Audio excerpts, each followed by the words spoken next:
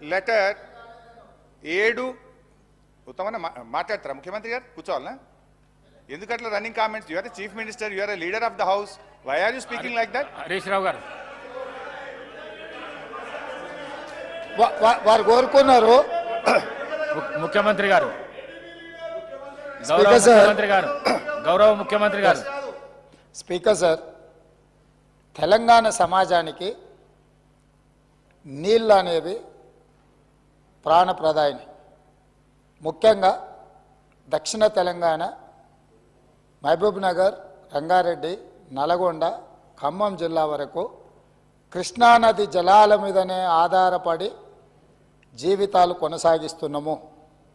మహబూబ్ నగర్ జిల్లా 10 లక్షల మందికి పైగా వలసలు పోయి తట్ట పని, పార పని, మట్టి పని, బొగ్గుబాయి, ముంబై లాంటి వలసలు పోవడానికి కారణము 2009లో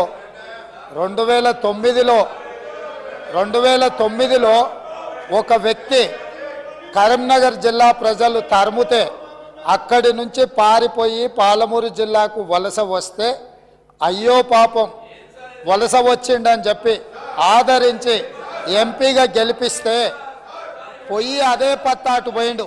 ఇవాళ అలాంటి జిల్లాకు సంబంధించి కృష్ణానది జలాల మీద చర్చ జరుగుతున్నప్పుడు ఆ మహానుభావుడు ఇక్కడికి రాకుండా ఫామ్ హౌస్లో దాచుకొని ఈరోజు తెలంగాణ సమాజాన్ని అవమానిస్తున్నాడు. ఇంతకంటే కీలకమైన అంశం ఈ తెలంగాణ సమాజంలో ఏమైనా ఉందా అధ్యక్ష? మీరు చెప్పండి. మీరు కూడా వికారాబాద్ జిల్లా కరువు ప్రాంతం నుంచి వచ్చిండ్రు కదా.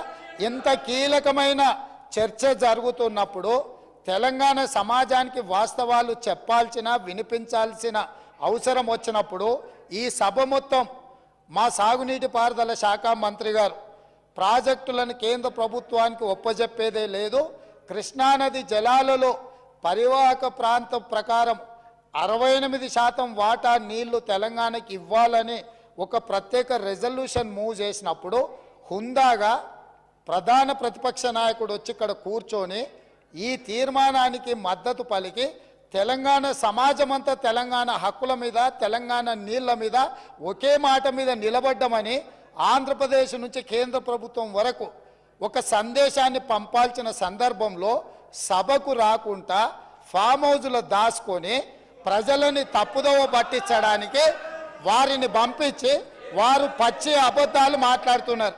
ఏది ఏమైనా మొన్న నేను చూసినప్పుడు ఆ కుర్చీ ఖాళీగా ఉండే ఈరోజు ఆ కుర్చీలో పెద్దలు పద్మరావు గారు కూర్చున్నారు. వారికి ఆ బాధ్యత ఇస్తానన్న వారన్నా నెరవేరుస్తారు. దయచేసి ప్రతిపక్ష నాయకుడిగా పద్మారావు గారు నిజమైన తెలంగాణ ఉద్యమకారుడు, తెలంగాణ కోసం కొట్లాడేటోడు. వారిలాంటి వాళ్ళని పెడితే తెలంగాణ సమాజానికి మేలవుతుంది.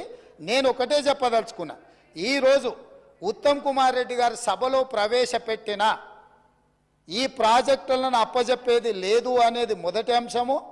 పరివాహక ప్రాంతం ప్రకారం 68% నీళ్లు అంటే 551 టీఎంసీల నీళ్లు తెలంగాణకు రావాలి అని వారు తీర్మానం ప్రవేశపెట్టినరు.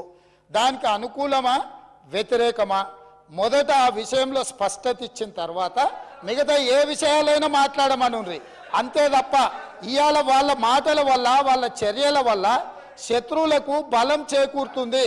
శత్రువులకు దొంగలకు సద్దిమూటం మోసే విధానం మంచిది కాదు. ఇప్పటికైనా దొంగ బుద్ధి మార్చుకొని తెలంగాణ బుద్ధి తెచ్చుకోవాలిగా అని చెప్పి నేను వారికి విజ్ఞప్తి చేస్తున్నా.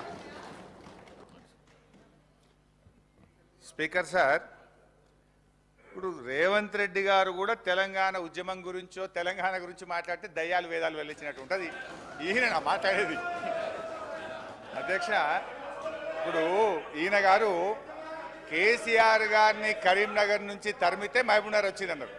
ఆయన జీవితంలో ఓటమెరుగని నాయకుడు. సిద్దిపేటలో అయినా, కరీంనగర్ అయినా, మహబూబ్ నగర్ అయినా, గజ్వేల్ అయినా. మరి నిన్ను కొడంగల్ తరిమితే నువ్వు మల్కాజిగిరికి వచ్చినావా? నువ్వెందుకు వచ్చినావు మల్కాజిగిరికి? 1 వేలు మమ్మల్ని చూపిస్తే 2 ఏళ్ళు మిమ్మల్ని చూపిస్తాయి.